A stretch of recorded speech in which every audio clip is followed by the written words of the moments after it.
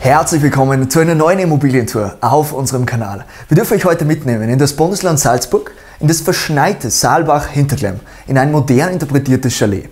Es ist von der Home Tourism Group gebaut worden. Zuständige Architekturbüro waren die Bogl Architects mit Designstudio in Prag und die Innenausstattung ist von der Kitzbüheler Inneneinrichtung übernommen worden. Mit 5 Schlafzimmern, mit 5 Bädern ist alles auf 3 Etagen aufgeteilt und die oberste Etage ist einzig und allein für den Wohn-Essbereich reserviert worden. Die Außenarchitektur des Gebäudes ist maßgeblich von 3 Farbgebungen bestimmt worden. Zum einen das Kellergeschoss mit Steinen veredelt, darauf dann das Erdgeschoss und das Dachgeschoss mit Altholz und darauf ein relativ minimalistisch ausgefallenes Satteldach. Alles in Kombination mit den Anthrazitelementen, also die Fenster, die raumhohen Fenster im Dachgeschoss, das Garagentor oder natürlich auch die Eingangstür. Durch das unterschiedliche Höhenniveau, also durch die Position in den Hang rein, sind 2 Eingänge entstanden. Im Kellergeschoss direkt neben der Garage beim Haupteingang rein und im Dachgeschoss direkt in den Wohn-Essbereich.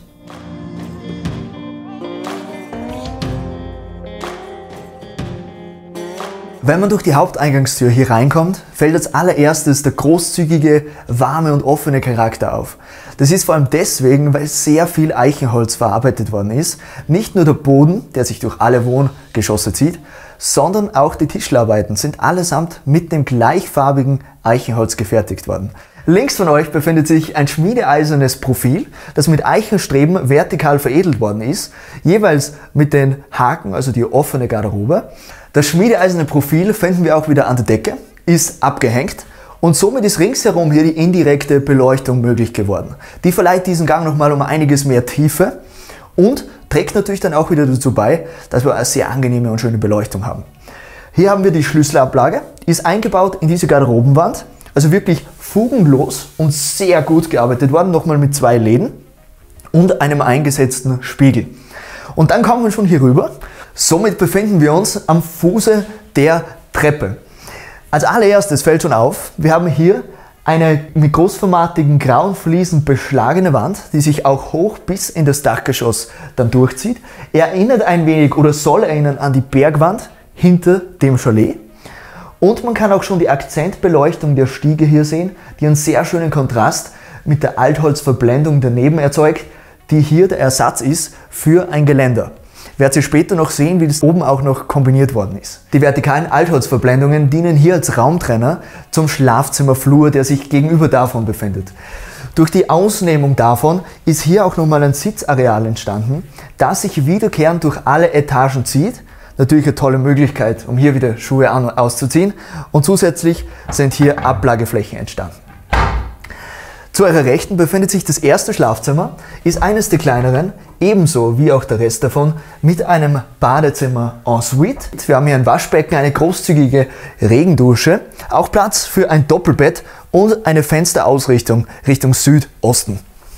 Durch die Altholzverblendung und vor allem auch durch den Abstand davon, jeweils 3 cm, wird es ermöglicht, dass hier die Akzentlichter der Treppe durchleuchten und somit hier ein Schattenspiel erzeugen auf der gegenüberliegenden Wand. Zu eurer Rechten haben wir jetzt hier einen Lagerort für den Wein, sehr schön in Szene gesetzt. Man kennt es wieder mit dem gleichen Holz wie auch hier der gesamte Eingangsbereich, also mit Altholzfichte. Schön mit der indirekten Beleuchtung in Szene gesetzt. Und das hier ist nur der Zugang zu einem kleinen Lagerraum, der unter der Treppe noch geschaffen worden ist, um den Platz auszunutzen. Zu eurer Rechten haben wir hier nochmal in dieser, wie auch im Rest des Hauses, mit der richtig schönen Eichentür mit den schwarzen Beschlägen, ein Tages-WC. Ähnlicher Stil wie auch die Badezimmer im Haus. Das ist das zweite Gästeschlafzimmer, ebenso wieder mit einem Bad en suite. großzügigen Regendusche mit einem WC. Auch das dritte im Bunde, also das dritte Schlafzimmer im Kellergeschoss mit den vertikalen Eichenstreben, die hier nochmal mit der indirekten Beleuchtung hinter dem Kopfteil des Betts, das in dem Fall in Filz ausgefallen ist, wieder elegant übergeht, die das nochmal in Szene setzen. Vor allem bei Nacht sehr elegant. Daneben die Deckenleuchten jeweils für die Nachttische und natürlich die Leselampen. Wie auch die anderen beiden ist dieses Schlafzimmer nach Südosten ausgerichtet. Aber ich würde sagen, ich zeige euch jetzt mal die Garage und den Skiraum. Sogar in dieser Doppelgarage, also hier haben 2 Fahrzeuge Platz, ist hier hinter mir der Skikeller mit genauso viel Liebe ausgefallen.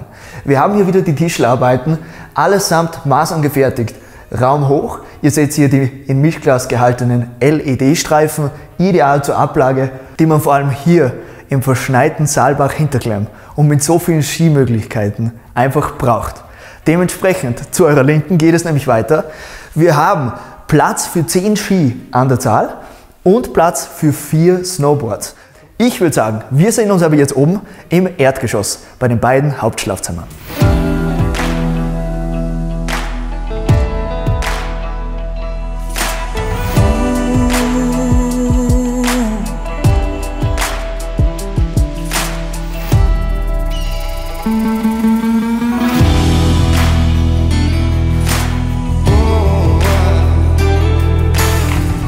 Alle Schlafzimmer sind Richtung Südosten und in dem Fall Richtung Nordosten ausgerichtet.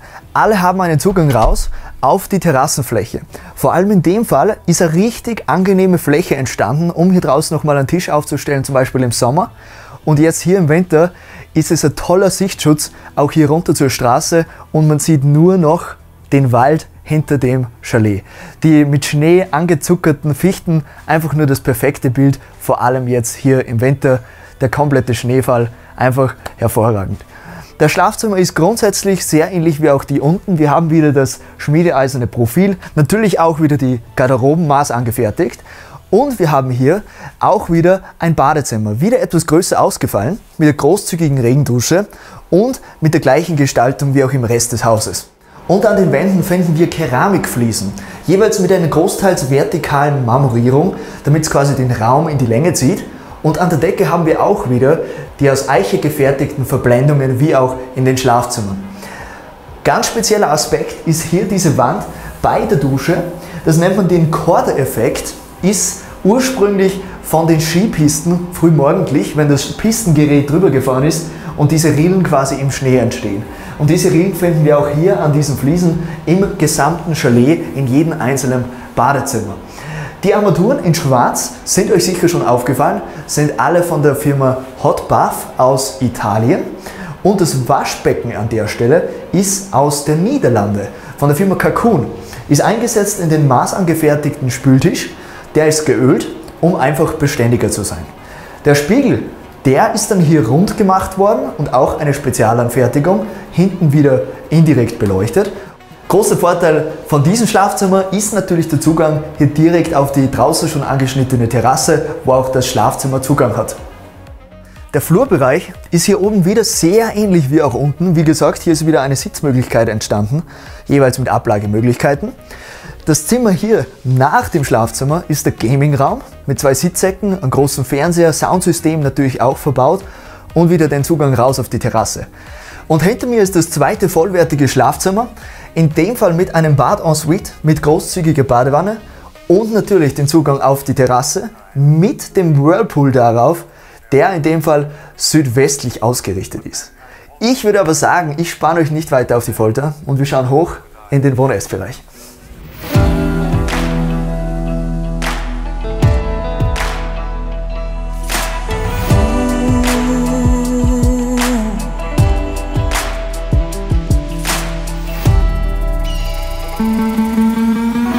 Ich darf euch recht herzlich begrüßen im obersten Stockwerk im Mustang Chalet. Wir genießen hier wirklich ein Panorama auf den gegenüberliegenden Hang, auf die Bergwelt, auch natürlich möglich gemacht worden durch die Fensterfronten hier auf der Südostseite hinter euch auf die Terrasse raus. 2 große Schiebeelemente. Eins davon öffnet hier den gesamten Bereich rund um den Esstisch. Platz für insgesamt 10 Personen, ausgelegt natürlich für die Anzahl an Personen, die hier im Haus untergebracht werden können. Und darüber 3 Pendelleuchten, allesamt unterschiedlich groß. Dieses Modell heißt Tim, ist von der Marke Bommer. Darunter der Tisch ist massiv aus Eiche gefertigt, steht auf einem schmiedeeisernen Gerüst und die Sessel hier rundherum sind von der Marke Ton. Das Raumgefühl wird hier drinnen umso mehr verstärkt durch den Sichtdachstuhl. Ihr könnt gut sehen, an der obersten Stelle beinahe eine doppelte Raumhöhe. Jeweils, wo das Dach aufliegt, kann man gut die indirekte Beleuchtung bestaunen. Die zieht sich entlang des Satteldachs bis rüber zur Küche. Und sehr charmantes Feature ist, dass die Tram an der Stelle geblieben ist und zusätzlich noch veredelt worden ist. Bis zu der Auflage des Daches ist alles mit Altholz veredelt worden. Darüber ist der Sichtdachstuhl gebeizt. Der Mittelpunkt von diesem Areal ist das Wohnzimmer. Ich habe meine große Couch und diese Couch schaut auf den einzigen Bereich, der hier nicht mit den Fenstern besetzt worden ist, nämlich der Stahlkamin hinter euch. Dieser Stahlkamin bildet hier das Zentrum. Links und rechts davon wurden Möglichkeiten geschaffen, um die Boxen unterzubringen und darüber der große Fernseher für das Infotainment.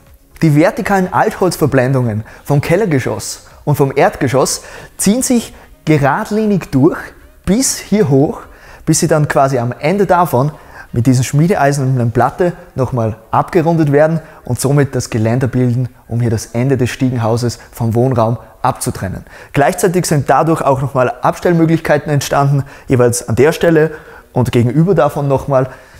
Das Herzstück des Wohnbereichs ist die Küche. Wir haben 4 Plätze, die am Tresen hier gleichzeitig sitzen können, an dieser schönen Polyformküche. Eine Arbeitsoberfläche in Anthrazit aus Keramik. Alle Geräte sind hier von Miele, vom Induktionskochfeld bis hin zum Weinkühlschrank, der hier am Ende der Kücheninsel nochmal untergebracht worden ist. Sämtliche Anschlüsse, wie zum Beispiel auch die USB-Anschlüsse, sind hier im Tresen versteckt worden, der auch in der gleichen farblichen Gestaltung mit der Furnier wie auch der Rest der Küche gestaltet ist.